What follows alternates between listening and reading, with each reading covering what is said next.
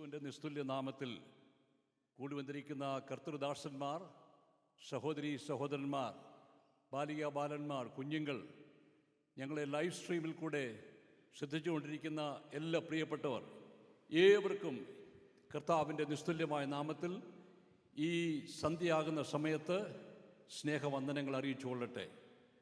കഴിഞ്ഞ വർഷം നമ്മുടെ കോൺഫറൻസ് ലിവർപൂളിൽ 18ാമത്തെ കോൺഫറൻസ് നടക്കുകയുണ്ടായി. അതിനുശേഷം 19ാമത്തെ കോൺഫറൻസാണ് ഈ പ്രാവശ്യം ഗിൽഫോർഡിൽ വെച്ച് നടക്കുന്നത്. ദൈവത്തിന് സകല മഹത്വം അർപ്പിക്കുന്നു. കഴിഞ്ഞ ഒരു വർഷം നമ്മയെല്ലാം കുടുംബങ്ങളായിട്ടും സഭകളായിട്ടും അങ്ങിങ്ങായി കർത്താവ് കാത്തു സൂക്ഷിച്ചല്ലോ. ദൈവം നമുക്ക് ഒരു കുറവും വരാതെ കാത്തല്ലോ. ആരോഗ്യം, സൗഖ്യം, ബലം നൽകിയല്ലോ. സഭകളെ കർത്താവ് ഉണർത്തിയല്ലോ. ആത്മാക്കളെ നേടുവാൻ കർത്താവ് ഇടയാക്കി തീർത്തല്ലോ.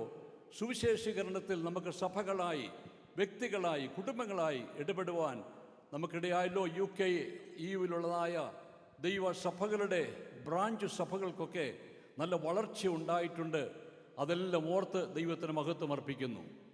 എന്നാൽ ഇന്ന് രാത്രിയിൽ 2 ദുഃഖവാർത്തയോടെയാണ് നമ്മുടെ കോൺഫറൻസ് ആരംഭിക്കുന്നത്. നമ്മുടെ ദൈവസഭകളുടെ അംഗങ്ങളായിരുന്ന 2 പേര്, ഒരാൾ ഇന്നലെയും ഒരാൾ ഇന്നും നിത്യതയിൽ ചേർക്കപ്പെടുകയുണ്ടായി. വെസ്റ്റ് ലണ്ടൻ ചർച്ച് ഓഫ് ഗോഡിൻ്റെ ഒരു സജീവ അംഗമായിരുന്ന, അതേസമയത്തിന് സൗത്ത് ഹോൾ ചർച്ച് ഓഫ് ഗോഡിൽ 1987 മുതൽ അംഗമായിരുന്ന ബ്രദർ റോമൻകുട്ടി എന്ന കർത്താവിൻ്റെ ദാസൻ ഇന്നലെ നിത്യതയിൽ ചേർക്കപ്പെടുകയുണ്ടായി. ഇന്ന് ചില മണിക്കൂറുകൾക്ക് മുമ്പ് ഒരു വാർത്ത ലഭിക്കുകയുണ്ടായി. ദൈവസഭയുടെ മറ്റൊരു സന്താനമായിരുന്ന ജെയിംസ് ചാക്കോ, അദ്ദേഹം കോർബി കെറ്ററിംഗ് ഏരിയയിൽ താമസിക്കുന്നു. നോർത്ത്ഹാംപ്ടൺ സമീപമായിട്ട് അദ്ദേഹവും പെട്ടെന്ന് നിത്യതയിൽ കടന്നുപോയി. ഈ 2 ദുഃഖ വാർത്തകളോടെയാണ് ഈ പ്രാവശ്യത്തെ നമ്മുടെ സമ്മേളനം. എങ്കിലും ക്രിസ്തുവിലുള്ള പ്രത്യാശയ്ക്കായി ദൈവത്തിന് സ്തോത്രം. ഇന്ന് രാത്രിയിൽ ഇത്രത്തോളം ദൈവമക്കൾ ഈ 1ാമത്തെ രാത്രിയിൽ കടന്നു വന്നല്ലോ. അതോർത്ത് ഞാൻ ദൈവത്തിന് സ്തോത്രം ചെയ്യുന്നു. നമുക്ക് അനുഗ്രഹിക്കപ്പെട്ട ഒരു ചിന്താവിഷയമുണ്ട്. ഒരുക്കപ്പെട്ടുകൊണ്ടിരിക്കുന്ന മണവാട്ടി എന്നുള്ളതാണ് നമ്മുടെ പ്രധാന ചിന്താവിഷയം. അതിൻ്റെ അടിസ്ഥാനത്തിലായിരിക്കും മിക്കവാറും ഈ ദിവസങ്ങളിൽ നടക്കുന്ന യോഗങ്ങളിൽ, പല സെഷനുകളിൽ പ്രസംഗകർ പ്രസംഗിക്കുന്നത് ആണെങ്കിലും അല്ലെങ്കിലും നമുക്ക് ഒരുക്കപ്പെടുവാൻ ഈ കോൺഫറൻസ് ഇടയായി തീരട്ടെ എന്ന് ഞാൻ പ്രാർത്ഥിക്കുന്നു. വേദപുസ്തകം പരിശോധിക്കുമ്പോൾ ദൈവത്തിൻ്റെ സഭയെക്കുറിച്ച് പല ഉപമകൾ പല താരതമ്യങ്ങൾ കാണുന്നുണ്ട്. സഭയെ കെട്ടിടമായിട്ട് നമ്മൾ കാണുന്നുണ്ട്. സഭയെ ശരീരമായിട്ട്, ക്രിസ്തുവിൻ്റെ ശരീരമായ സഭയായിട്ട് നമ്മൾ കാണുന്നുണ്ട്. ക്രിസ്തുവിലൊരു പുതു മനുഷ്യനായിട്ട് കാണുന്നുണ്ട്. അങ്ങനെ പല ഇതിനോട് തുല്യപ്പെടുത്തി ദൈവസഭയെ ദൈവത്തിൻ്റെ വചനത്തിൽ കാണുവാൻ കഴിയുന്നുണ്ട്. എഫേസ്യ ലേഖനത്തിൽ നിന്നും 2 വാക്യം ഞാൻ വായിക്കട്ടെ. എൻ്റെ വാക്കുകൾ ഞാൻ ദീർഘിപ്പിക്കാൻ ആഗ്രഹിക്കുന്നില്ല. എഫേസ്യ ലേഖനം 5-ാം അധ്യായത്തിൻ്റെ 26-ാമത്തെ വാക്യം, 27-ാമത്തെ വാക്യം. Ephesians chapter 5 versus 26 and 27. അവൻ അവളെ, കർത്താവായ യേശുക്രിസ്തു ചെയ്യുന്ന ഒരു പ്രവൃത്തിയാണ്. അവൻ അവളെ വചനത്തോടുകൂടി ജലസ്നാനത്താൽ വെടിപ്പാക്കി വിശുദ്ധീകരിക്കേണ്ടതിനും കറ, ചുളുക്കം മുതലായത് ഒന്നും ഇല്ലാതെ സഭയെ ശുദ്ധയും നിഷ്കളങ്കയുമായി തനിക്ക് തന്നെ തേജസ്സോടെ മുൻനിർത്തേണ്ടതിനും തന്നെത്താൻ അവൾക്ക് വേണ്ടി ഏൽപ്പിച്ചു കൊടുത്തു. എത്ര മനോഹരമായ ഒരു വാക്യമാണ്! നമ്മുടെ വാഴ്ത്തപ്പെട്ട കർത്താവിൻ്റെ ശുശ്രൂഷയിൽ നമ്മുടെ സുവിശേഷങ്ങൾ പഠിക്കുമ്പോൾ സഭയെക്കുറിച്ചുള്ളതായ ഒരു വാഗ്ദത്തം കാണുന്നുണ്ട്. The promise of the church is declared in the Gospels. Jesus said, I will build my church. എന്നാൽ when you come to the Acts of the Apostles, we see the power of the church. സഭയുടെ ശക്തി എന്താണ് നമ്മൾ കാണുന്നുണ്ട്. But when you move forward to the epistles, the letters of the New Testament, we see the prescriptions of the church. സഭയുടെ നടപടികൾ എങ്ങനെയൊക്കെ ആയിരിക്കണം, എന്ത് ചെയ്യണം, എന്ത് ചെയ്തുകൂടാ എന്നൊക്കെ നമ്മൾ കാണുന്നുണ്ട്. When you come to the last book of the New Testament, Revelation, that is the presentation of the church. സഭയെ, കാന്തയെ ഒരുക്കി ആ ദൈവസന്നിധിയിൽ കർത്താവായ യേശുക്രിസ്തു തൻ്റെ കാന്തയെ വേളി കഴിക്കുന്ന ആ സമയത്തെക്കുറിച്ചാണ്, ആ ദൗത്യത്തെക്കുറിച്ചാണ് വെളിപ്പാട് പുസ്തകം വായിക്കുന്നത്. എന്നാൽ നമ്മുടെ ചിന്താവിഷയത്തിലേക്ക് മടങ്ങി വരാം. എഫേസ്യ ലേഖനം പഠിക്കുമ്പോൾ തന്നെ 6 അധ്യായങ്ങളിലായിട്ട് 6 വിവിധ ചിന്തകൾ കിടപ്പുണ്ട്. നമ്മുടെ പ്രസംഗകരൊക്കെ അതൊക്കെ തൊടും എന്നെനിക്കറിയാം. ഒന്നാമത്തെ അധ്യായത്തിൽ സഭയുടെ തിരഞ്ഞെടുപ്പ്, മണവാട്ടിയെ തിരഞ്ഞെടുക്കുന്നതിനെ കുറിച്ചാണ്. അവനിൽ നമ്മൾ തിരഞ്ഞെടുത്തു എന്ന് വായിക്കുന്നുണ്ട്. രണ്ടാമത്തെ അധ്യായത്തിൽ സഭയുടെ അടിസ്ഥാനത്തെക്കുറിച്ച് കാണുന്നുണ്ട്, the foundation of the church. മൂന്നാമത്തെ അധ്യായത്തിൽ സഭ ഒരു മർമ്മമായിട്ട് കാണുന്നു, the mystery of the church. നാലാമത്തെ അധ്യായത്തിൽ സഭ ഒരു പുതു മനുഷ്യനായിട്ട് നമ്മൾ കാണുന്നുണ്ട്. അഞ്ചാം അധ്യായത്തിൽ ആണ് നമ്മളിപ്പോൾ വായിച്ചത്, chapter 5 verses 26 and 27. The church is the bride of Christ. യേശു ക്രിസ്തുവിൻ്റെ മണവാട്ടിയായി കാണുന്നുണ്ട്. ആറാം അധ്യായത്തിൽ സഭ പോർക്കളത്തിൽ നിൽക്കുന്നതായിട്ട് കാണുന്നുണ്ട്. കർത്താവിൻ്റെ മക്കളെ, സഭ പോർക്കളത്തിൽ നിൽക്കുന്നു എന്ന് നമുക്കറിയാം. സഭ ക്രിസ്തുവിൻ്റെ ശരീരമാണെന്ന് നമുക്കറിയാം. സഭ ഒരു കെട്ടിടമാണെന്നറിയാം, അതിന് അടിസ്ഥാനമുണ്ടെന്നറിയാം. സഭ ഒരു മർമ്മമായിരുന്നു, അത് പൗലോസിന് വെളിപ്പെടുത്തി കൊടുത്തെന്ന് നമുക്കറിയാം. സഭ ഒരു പുതു മനുഷ്യനാണെന്നറിയാം. എന്നാൽ ഇന്ന് രാത്രിയിൽ ഈ കോൺഫറൻസിൽ നമ്മൾ ചിന്തിക്കുന്ന വിഷയം സഭ ക്രിസ്തുവിൻ്റെ മണവാട്ടിയാണ്.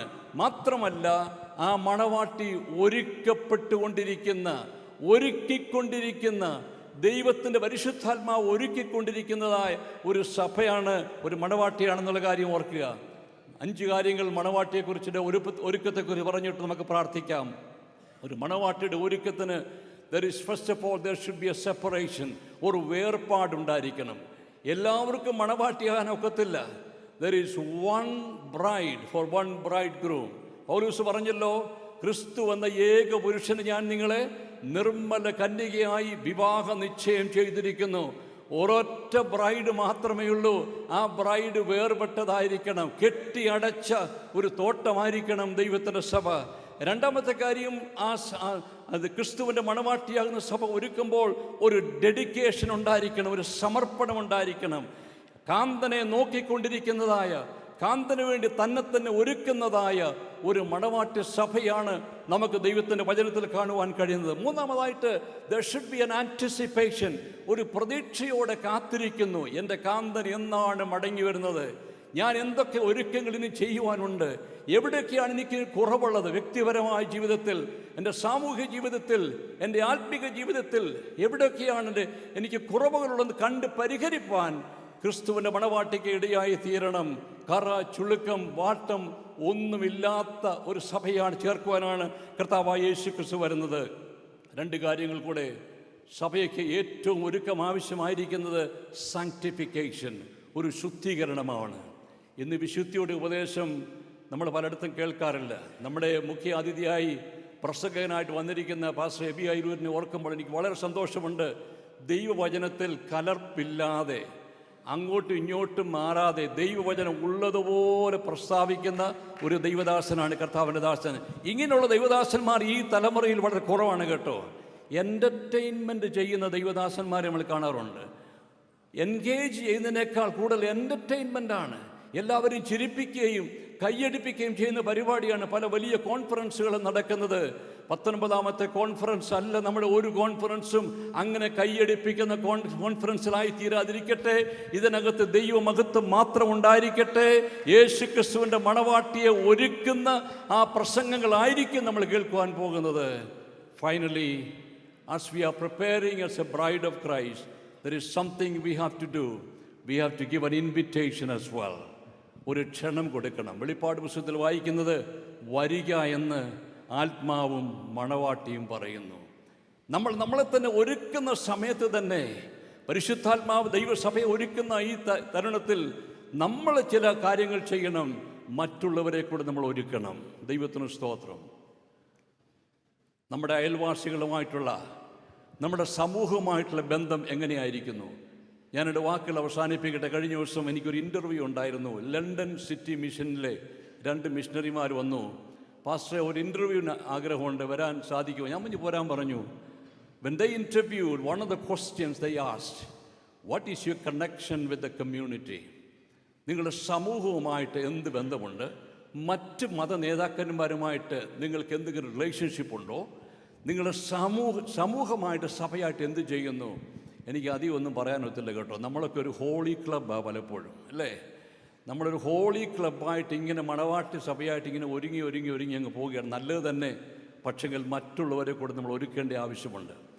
Christ has brought us into this conference, I believe, not only to prepare ourselves, but we will be challenged to prepare somebody else as well, many others as well. സ്വർഗത്തിൽ ചെല്ലുമ്പോൾ നമ്മൾ തന്നെ അങ്ങ് ചെല്ലാതെ, കർത്താവേ അവിടുന്ന് തന്ന ആ താലന്ത് ഉപയോഗിച്ച് ഇതാ 5 പേരെ കൂടെ ഞാൻ കൊണ്ടുവന്നിട്ടുണ്ട്, 10 പേരെ കൂടെ കൊണ്ടുവന്നിട്ടുണ്ട്, വരിക എന്ന് ആത്മാവും മണവാട്ടിയും പറയുന്നു. ദൈവസഭയെ, ശുശ്രൂഷകന്മാരെ, സഹോദരി സഹോദരന്മാരെ, കുഞ്ഞുങ്ങളെ, ബാലികാ ബാലന്മാരെ, നമുക്കൊരു ദൗത്യമുണ്ട്.